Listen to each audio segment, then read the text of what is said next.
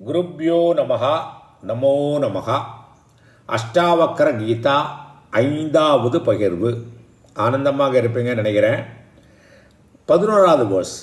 முக்த அபிமானி முக்தோஹி பத்தோ பத்த அபிமானி கிம் வதந்தி இஹ சத்யா இயம் யாமதிஹி சாகதிஹி பவேத். நம்ம என்ன நினைக்கிறோமோ அப்படித்தான் நம்ம பிஹேவ் பண்ணுவோம். என்னால் முடியும்னு நினச்சா ஒரு காரியத்தை பண்ணுவோம், என்னால் முடியாது நினச்சா பண்ண மாட்டோம். நான் விடுதலை அடைந்தவன், ஃப்ரீயானவன் என்று நினச்சா நீ விடுதலையானவன் தான். ஏன்னா நீ எப்போ நினைப்ப, நான் இந்த பாடி மைண்ட் இல்லைன்னு நினச்சா தான் நினைப்பேன். நான் ஆத்மா, நான் கான்ஷியஸ்னஸ் நினச்சேன். நான் பந்தப்பட்டவன் அப்படி நினச்சா நீ பந்தப்பட்டவன். அப்போ எப்படி நினைப்ப நான் இந்த உடம்பு நினச்சா பந்தப்பட்டவன். ஏன்னா அந்த உடம்புக்கு ஹைட் இருக்குது, சைஸ் இருக்குது, இங்கே இருந்தால் அங்கே இருக்க முடியாது, அதை பண்ணால் இதை பண்ண முடியாது, லிமிட்டேஷன் இருக்க தான் நினச்சிருது. கண்டிப்பாக ஸ்பேஸ் லிமிட்டேஷன், டைம் லிமிட்டேஷன் இருக்க தான் நினச்சி, அந்த ஆப்ஜெக்ட் லிமிட்டேஷன் இருக்குது. ஸோ இப்போ நீ எதா நினைக்கிறியோ அப்படி தான் ஆவ. எப்படி நினைக்கிறோம்? நீ கான்ஷியஸ்னஸ் நினச்சா எப்போதுமே free. You are never born நார் எவர் வில் பி டெட். வயசாகாது, ஒன்றும் ஆகாது கான்ஷியஸ்னஸ்ஸு. நான் அலை நினச்சிட்டேன்னா எனக்கு பிறப்பு டைம் உண்டு, வளர்கிற டைம் உண்டு, குறையிற டைம் உண்டு, இறக்குற டைம் உண்டு. ஆனால் நான் தண்ணி நினச்சிட்டேன்னா எப்போதுமே இருப்போம். அப்போ நீ எதை நினைக்கிறையோ கரெக்டாக நினச்சா நீ முக்தி அடைந்தவனாக இருப்பாய். இதுக்கு ஒரு பழமொழி கூட இருக்குது. என்ன பழமொழி? யா மதிஹி சாகதிஹி. உன் மனம் போல் வாழ்வு, மனம் எப்படியோ மார்க்கம் அப்படி அப்படிங்கிறதுல கரெக்டாக இந்த வேர்ஸ் ரொம்ப நல்லா தான் இருக்குது இல்லையா? ஸோ இதில் பார்த்தீங்கன்னா ஒரு எக்ஸாம்பிள் சொன்னால் புரியும். அந்த துணியெல்லாம் துவைப்பான் இல்லையா, வண்ணா கழுதை மேலே துணியை வச்சுட்டு அப்படியே கொண்டு போகிறான். போயிட்டு என்ன செய்வான், அந்த துணியை எடுத்து ஆற்றங்கரையில் துவைக்கும் போது அந்த கழுதையை கட்டி இந்த மரத்தில் கட்டி போடுவோம். ஒரு நாள் என்ன பண்ணான், அந்த ஆற்றங்கரை அந்த கழுதையை கட்டுறதுக்கு கயிறை கொண்டு வரணும்னு மறந்துட்டான். நான் துணியை துவைச்சுட்டு இருக்கும்போது கழுதை எங்கேயாவது போய் எடுத்துனா திரும்ப அதை எடுத்துகிட்டு போகணும், எனக்கு அடுத்த நாள்லேருந்து கழுதை இருக்காதுன்னு நினச்சேன். பக்கத்தில் ஒரு சாமிஜி இருந்தார். அவர்கிட்ட கேட்டார், என்ன பண்ணார்னா, நீ கழுதையை கட்டுற மாதிரி ஆக்ட் பண்ணு. அவன் கழுதையை கட்டுற மாதிரி ஆக்ட் பண்ணால் அப்படியே இருக்குது கழுதை. கடைசியில் திரும்ப போகும்போது அதை கலப்புறான், அது கிளம்ப மாட்டேங்கிறது. சாமிகிட்ட போய் சொல்கிறான், என்ன சாமி நீங்கள் ஏதாவது மேஜிக் பண்ணி அதை கட்டுப்பட்டலாம்? இல்லை, நீ கழுதையை கட்டின மாதிரி ஆக்டிங் பண்ணலை, இப்போ அவுக்கிற மாதிரி ஆக்டிங் பண்ணு.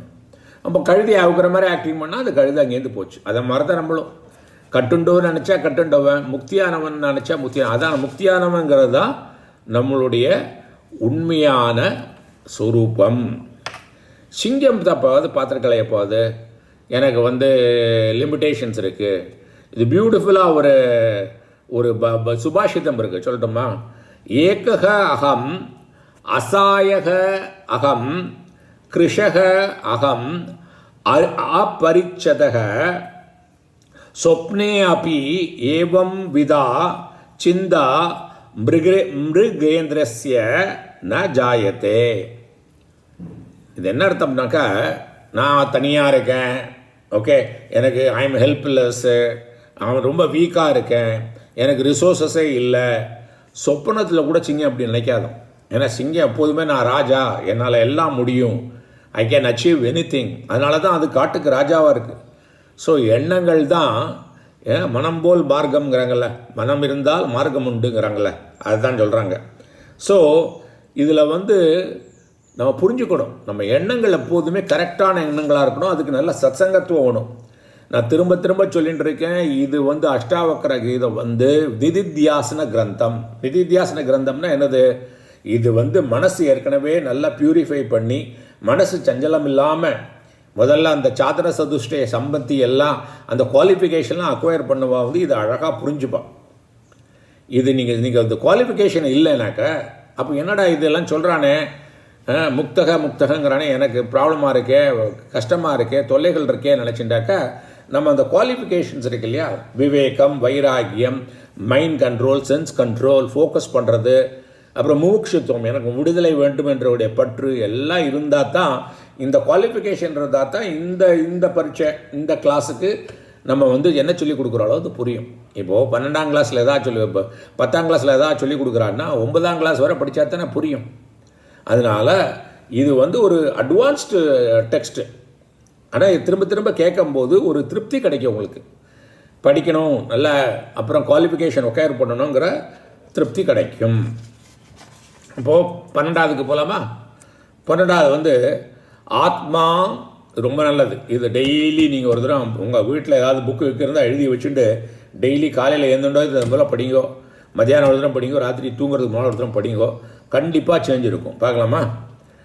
ஆத்மா சாட்சி விபுஹு பூர்ணக ஏகோ முக்தக சித் அக்ரியக அசங்கக நிஸ்பிருக சாந்தக பிரமாத் சம்சாரவான் இவ. ஆத்மா பற்றி என்ன, நம்மளுடைய சொரூப்பை பற்றி நிறைய சினானிம்ஸ் சொற்கள்கள் கொடுக்குற. இது டெய்லி நினச்சி படிச்சுட்டே இருக்கணும். இங்கே ஆத்மாங்கிறது யார்? நம்ம தான் அகம் அப்படின்னு போட்டுக்கணும். இங்கே அகம் சாட்சி விபுஹு பூர்ணக ஏகோ, ஏகோனா ஏகக முக்தக சித் அக்ரியக அசங்கக நிஸ்பிருக சாந்தக பிரமாத் சம்சாரவான் இவ பாதி அப்படின்னு ஆட் பண்ணிக்கணும். நான் யார்? நான் சாட்சி. எல்லாத்தையும் சூரியன் எப்படி நடக்கக்கூடிய விஷயங்கள் எல்லாம் பிரகாசம் பண்ணிட்டு இருக்கோ, ஆனால் ஒன்லித்தையும் இன்வால்வ் பண்ணாதோ. ஓகே, பெட்ரோல் எப்படி கார் ஓட்டுறதுக்கு காரணமாக இருக்கும். ஆனால் ஒரு ஆக்சிடென்ட் ஆச்சுன்னா பெட்ரோலை குத்தம் சொல்ல முடியுமா? நல்லா ஓட்டினான்னு சொல்ல முடியுமா? கரெக்டான டயத்துக்கு போய் சேர்ந்தா பெட்ரோல் அது மாட்ட அது காரியத்தை பண்ணிட்டு இருக்கு, இன்வால்வே பண்ணாது ரிசல்ட்ஸில். அதை மாதிரி நான் சாட்சி. எதெல்லாம் நடக்கிறதோ அதை பிரகாசித்து கொண்டு இருப்பவர். என்னோட ப்ரெசன்ஸில் தான் எல்லாம் நடக்கிறது. நான் விபுகு, எல்லா இடத்துலையும் இருப்பவன், எல்லாத்தையும் வியாபித்து இருப்பவன். பூர்ணக கம்ப்ளீட், எனக்கு குறை ஒன்றும் இல்லை. ஏக்கக, என்னை தவிர்த்து ஒத்துருமை கிடையாது. ஏன்னா எல்லா இடத்துலையும் இருக்கேன்னு நான் ஒத்து தானே இருக்க முடியும். 2 பேரும் தான் எப்படி எல்லா இடத்துலையும் இருக்க முடியும். முக்தக, எப்போதுமே ஃப்ரீ. இந்த கிரந்தம் நிதித்தியாசன கிரந்தத்துக்கு வரும்போது இந்த கிரந்தம், இந்த புக்கு, இந்த டெக்ஸ்ட் உங்களுக்கு புரியணும்னா இந்த வேர்டெல்லாம் கிளியராக இருக்கணும், சந்தேகம் இல்லாமல் இருக்கணும். ஆமாம் எனக்கு புரியுறது அப்படின்னு இருக்கணும். ஐ எம் முக்தக, எப்போதுமே ஐ எம் லிபரேட்டட். நான் அந்த பாடி நினைச்சிட்டா தான் லிமிட்டேஷன் வருது. பாடி இருந்தால் தான் வயசாகிறது, நரைக்கிறது, பல் விழுறது, காது கேட்க மாட்டேங்கிறது, கண்ணு சரியாக தெரிய மாட்டேங்குது. யாருக்கு? எனக்கா? இல்லை, இந்த உடம்புக்கு. இந்த உடம்பு தான் பிறந்ததுலேருந்தே இறந்து கொண்டே தானே இருக்கு. இப்போ பாலிய பருவத்தில் இருக்கிற பையன் இருக்கானே இப்போ? இல்லை, அவன் போயிட்டான். நேத்திக்கு இருக்கிறவன் இன்னைக்கு இல்லையே. அப்போ அது பிறந்து வளர்ந்து இறந்து போக வேண்டியதானே இருக்குது. அது நான் இல்லையே. நான் முக்தக சித்து, கான்ஷியஸ்னஸ், அறிவு ஸ்வரூபம், அறியும் தன்மை. நான் அக்ரியக, எனக்கு ஒன்றுமே பண்ணுறதுக்கே இல்லை. ஏன் பண்ணணும்னா ஏதாவது மூவ்மெண்ட் பண்ணுறதுக்கு இடம் ஒன்றும் இல்லை. நான் எல்லா இடத்துலையும் இருக்கேன். அதனால் எங்கள் காரியமே பண்ண முடியாது, காரியம் பண்ண வேண்டிய தேவையும் இல்லை. அசங்ககனா ஒன்றத்தோடையும் சம்மந்தம் கிடையாதுன்னா நான் மட்டும்தான் இருக்கேன்.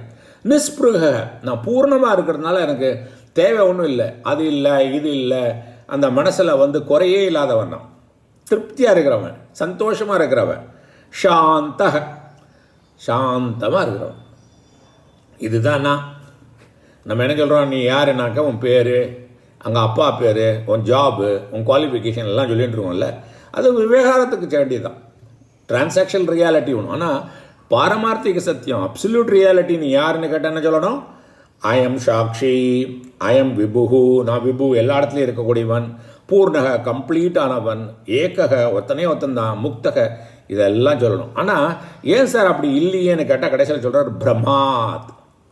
பிரமத்தினால, டெலூஷன்னால, அறிவு கலைஞனால, சம்சாரவான், நான் எனக்கு துன்பம், பிறப்பு, இறப்பு, துன்பம், இன்பம்லாம் வந்துட்டு இருக்குன்னு நினைக்கிறோம் அப்படின்னு சொல்லிட்டு இதை சொல்கிறார்.